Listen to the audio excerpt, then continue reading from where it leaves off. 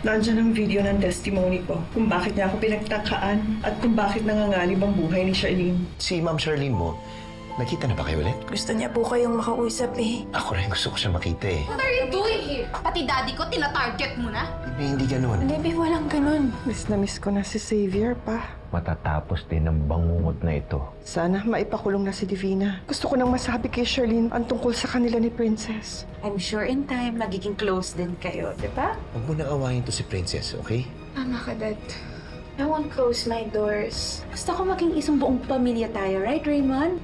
Truce? Charlene, nasan ka? Adrian, nasa shop ako ngayon. Bakit? May bagong development sa kaso mo kay Leilani. Nahanap na si Leilani? Kapag napakulong na natin si Divina, magiging malaya ka na rin makasama ang anak mo. Bukas, I may try out para sa inter-school swimming competition next month. Kasi sineryoso ko ba sa kanila? I think I'm just messing around with it. Alam ko kung paano ako magpapalit-palit ng girlfriend. Importante pa rin sa akin si Princess. Ngayon ko saktan siya. Mahal ko si Princess. Ikaw ngayon nanakit sa kanya dati, di ba? Hello, sino to? Lawyer ni Charlene. Alam ko na yung mga sekreto mo. Magkita tayo. Pag-usapan natin kung anong gagawin. Ano kaya yung bagong development na sinasabi ni Attorney Adrian? Parang may mahalaga siyang natuklasan. Siya ang may kasalanan. Bakit ako nagkaganito? Hindi makakaabot kay Charlene lahat ng impormasyon na to. Kung papayag ka na hindi mo titigilan si Raymond. Pero may isa pa kang kailangan. Nasaan si Leilani?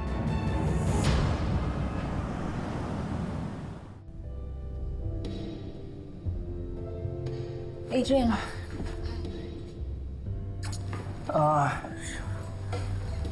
Charlene, pasensya ka na kung nalate ako. May nangyari kasi. it's okay. I know you're a busy person. Masaya lang ako na may development na yung case ko kay Leilani. Yun ang dahilan kung bakit ako nalate. May problema kasi. May tumawag kasi sa akin. Ang sabi niya, nakita noon si Leilani. Sabi ko naman sa kanya, mag-meet kami malapit sa korte para makuha ko siya ng statement. Pero hindi naman siya nagpakita eh. I tried calling back pero hindi sumasagot. Ang naisip ko, baka napagtripan lang ako, Charlene. Sino namang gagawa nun? Hindi gino-joke yung ganitong bagay. Hindi ko rin alam. Charlene, I'm sorry. Adrian, it's okay. Hindi mo din kasalanan. Thankful nga ako sa'yo na tinutulungan mo ako sa paghahanap kay Leilani. Siyempre, hindi ko maiwasang ma-disappoint kasi ito lang yung paraan na mapatunayan ko sa lahat na wala akong kinalaman sa nangyari sa kanya.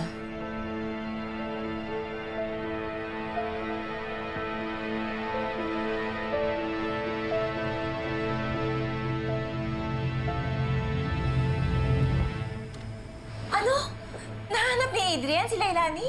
Oo. Matagal na pala siya tinatago ni Julio Bustamante yung pakialamera niyang father-in-law. Buti na lang talaga, bumaliktad ang Adrian na yan. Kundi nalaman na ni Charlene kung nasan si Leilani. At tayo, sa kulungan ng bagsak natin. Oh my God, Divina! Ayoko makulong! Kailangan siguro natin na hindi magsusumbong yung Adrian na yan kay Charlene. Don't worry. Hanggat patay na patay ang Adrian na yan kay Charlene, hindi siya kakanta. Ang dapat pagtuunan natin ng pansin ngayon ay ang pagligpit kay Leilani para tuluyan na siya mawala sa landas natin. Eh, paano mo gagawin yun? Divina, pinatawag niyo daw ako? Pumunta ka sa address nito. Address ni Julio Bustamante. Diyan mo mahanap si Leilani. Gusto ko tapusin mo na yung matagal mo na dapat tinapos.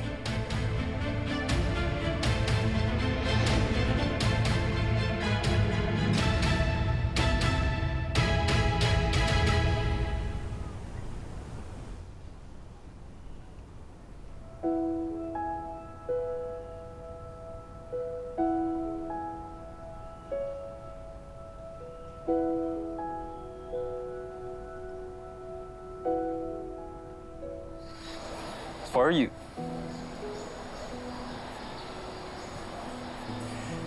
Diba, pumapayag ka ng ligawan kita? So, ito na yun. I am officially courting you. And this is for you, my dear princess. Ayan pala si Prince Justin. Inangalanan ko na siya. Kapag wala ako sa tabi mo, titigan mo lang siya para isipin mong lagi nandyan ako sa tabi mo. Kailan ka pa naging corny? Yung mga bagay talaga tayong ginagawa pag in love tayo. Ay, by the way, mamaya na pala yung tryout sa Regional Inter-School Swim Meet. Daan ka naman, magiging happy ako pag pumunta ka. Sige, daan ako. Supportan kita. Yun ang gusto ko. Tara na, hatid na ito sa class mo. Tara.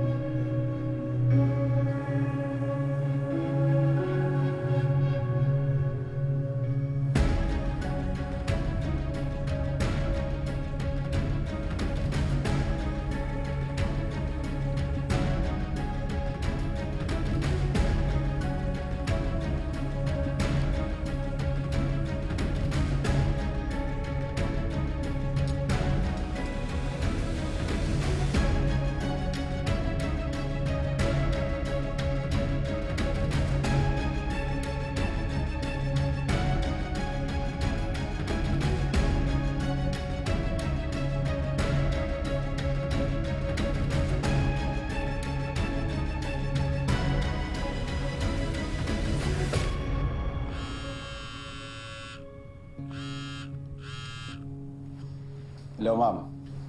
Ano, kamusta? Nahanap mo na ba si Leilani? Nagawa mo na ba yung pinapagawa ko sa'yo? May problema tayo. Wala lang magkatao-tao dito eh. Ha?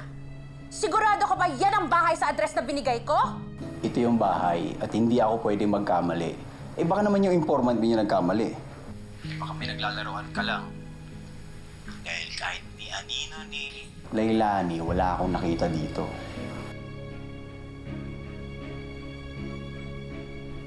Thank you.